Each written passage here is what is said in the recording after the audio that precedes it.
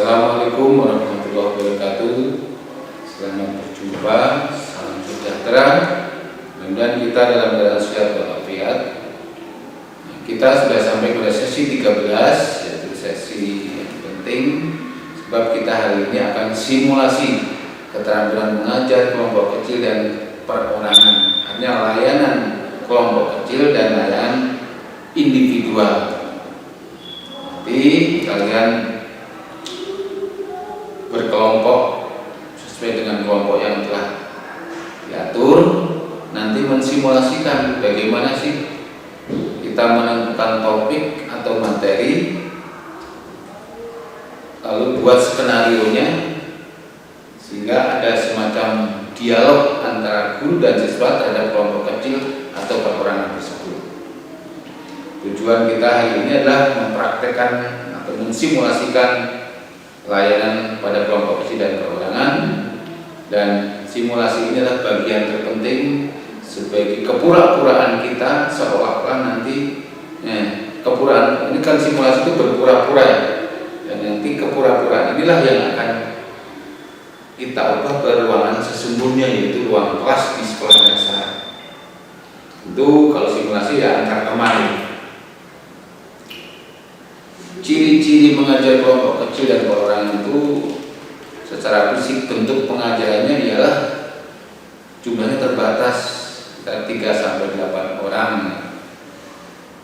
Artinya layanan kelompok kecilnya ya minimal 3 orang, maksimal 8 orang. Itu termasuk kategori kelompok kecil. Pengajaran kelompok kecil dan perorangan memungkinkan guru memberikan perhatian terhadap setiap siswa, terjadinya hubungan yang lebih akrab antara guru dan siswa. Ini penting, sehingga kalau 3 orang satu kelompok atau maksimal 8 orang ini relatif terjangkau terlayani nomor 1 sampai 8, anak yang ke 1 sampai 8 terlayani. Kita akan tahu materi yang kita sajikan ini supaya tidak juga banyak ceramah, maka perlu dipersiapkan lembar kerja yang berisi pertanyaan, pernyataan atau pembuktian yang harus dikerjakan oleh anak tadi. Misalnya tadi ada 8 orang, kita bagi 2 kelompok atau bagi 3 kelompok, atau kita bagi 2 menjadi 4 kelompok, sehingga pertanyaan yang sama tidak bisa diberikan di nomor 1 oleh kelompok ini, nomor 2 oleh kelompok ini, nomor 3 sampai 4 pertanyaan. 4 pertanyaan nanti kita bagi-bagi.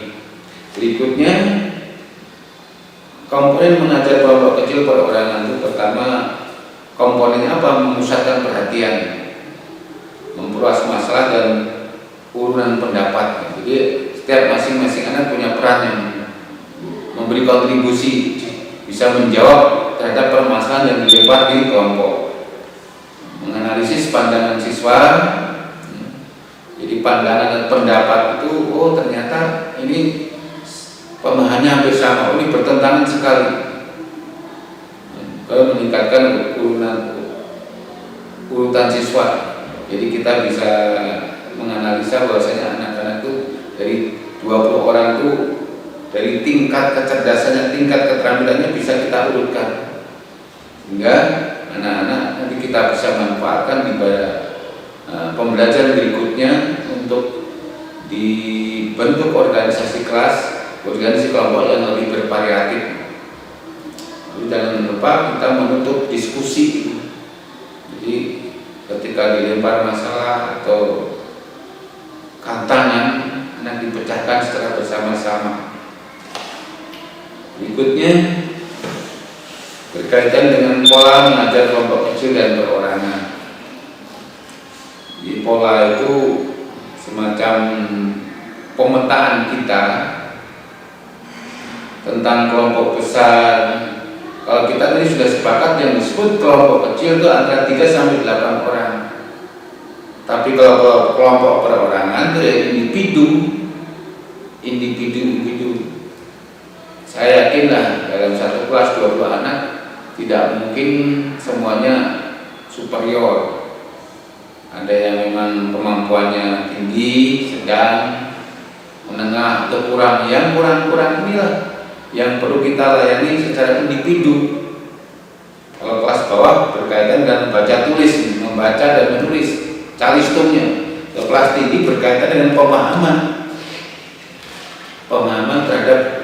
terhadap materi-materi yang tingkat kesulitan tinggi, seperti contoh matematika, soal cerita, mencari, menghitung bangun ruang.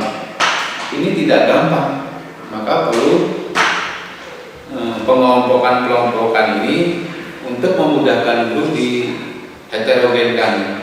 Campur ini yang mampu unggul di matematika, ini yang mampu di IPS, ini di IPA, ini anak di kurang.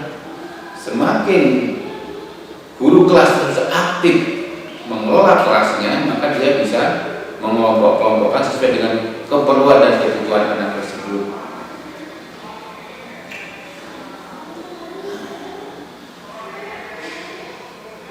Dari paparan Bapak tadi, pengalaman kalian melakukan observasi di kelas ya, itu kebanyakan kelasnya itu jumbo atau bagaimana? Oh ya, kebanyakan 40 orang lebih di perkotaan. Ini dibutuhkan kemampuan mengelola kelas yang baik. Yang biasanya tempat duduk atau kursi atau meja ini juga jangan menjadi suatu permasalahan. Kalau terlalu rapat membuat anak juga tidak mobilenya itu bergeraknya akan terbatas. Maka di dalam standar nasional pendidikan satu kelas 20 dengan ruang kelas 8x7 itu untuk mobile akan mudah. Tetapi kalau ruangnya tidak standar, terlalu padat, bagaimana kita bisa memberi pelayanan yang baik terhadap kelompok kecil dan perorangan? Kita melayani si A di sudut sana sendiri dia, karena dia mengalami hambatan ketika melakukan percobaan bagaimana proses fotosintesis terjadi. Tentu kelompok lain akan mengganggu, ribut dengan suara gaduh tadi. Di sini guru harus bisa mensiasati, bisa mengkondisikan kelas untuk bisa belajar tertib, sehingga anak yang tadi merasa lamban, kurang atau kesulitan bisa dilayani maksimal, bisa mengejar kemampuannya oleh kelompok-kelompok lain.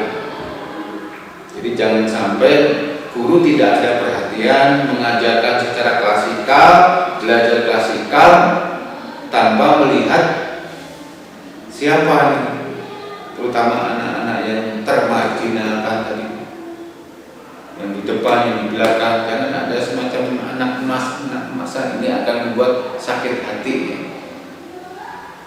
Kelompok kecil, kelompok besar, perorangan adalah bagian strategi kita untuk mengetahui sejauh mana anak ini ada kesungguhan belajar, kesulitan apa. Sehingga ketika lomba-lomba, guru tidak susah. Oh, untuk cabang ini si A, cabang ini si C. Kalau kita punya data-data tadi teradministrasi dengan baik, sehingga kepala sekolah menyebut kita akan ada lomba menari, kita jangan bingung, bisa sudah tahu nih, sudah belajar katakanlah di kelas 5, kebetulan kita 2 tahun di kelas tersebut, di kelas 5 walaupun muridnya berbeda sudah tahu potensi-potensi anak tersebut, sehingga bisa membawa nama baik kampus kita atau sekolah kita.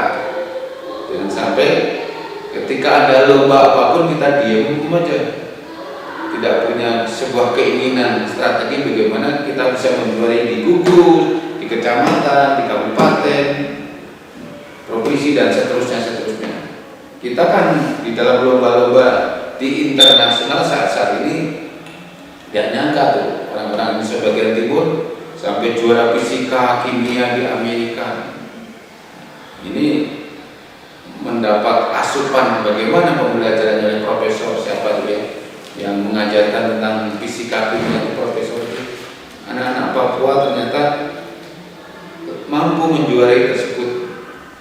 Inilah perlu adanya pemetaan dari seorang guru agar anak punya kelebihan, anak punya kelemahan. Tetapi anak ketika punya keunggulan dan kelemahan ini kita analisa sehingga jenis layanannya apa. Jadi kekuatan, kelemahan akan menemukan kebutuhan. Contoh si A nih, dia unggul di matematika, tapi kelemahan di bahasa Indonesia. Lalu kebutuhannya apa nih? Sebab yang namanya membaca dan menulis itu pintu gerbang untuk ilmu.